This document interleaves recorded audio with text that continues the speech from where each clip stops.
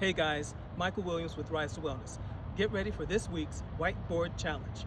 Today we'll perform two different exercises, a lunge matrix for your lower body and plank with shoulder taps for your upper body and your core. Let's get it. Hey, when performing a lunge matrix, think about a clock.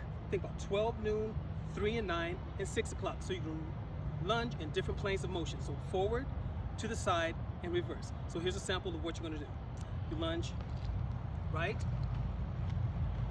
then left, right, and left. That's to the front. Now to the side. Right, left, right, and left. Now reverse. Right, left, right, and left. The next exercise we're going to perform is a plank with a shoulder tap. This is great for your core and your upper body. Here's an example.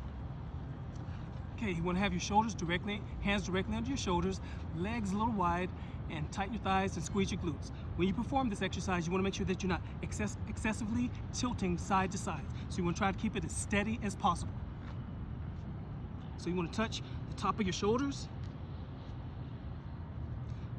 while isolating your lower body. Hey guys, I almost forgot. The workout program for this week's Whiteboard Challenge will be to perform 10 reps of each exercise. For instance, for the Lunge Matrix, 10 times forward, 10 times to the side, and 10 times reverse. Rest and repeat that 2 more times. So 3 sets of 10 reps of each. And then for the plank shoulder touch, hold your plank, right, left, touch the right shoulder, then the left shoulder, and do that for 10 times, then rest and repeat that twice. So for 2 more sets. So anyway, that's the program design for this week's Whiteboard Challenge.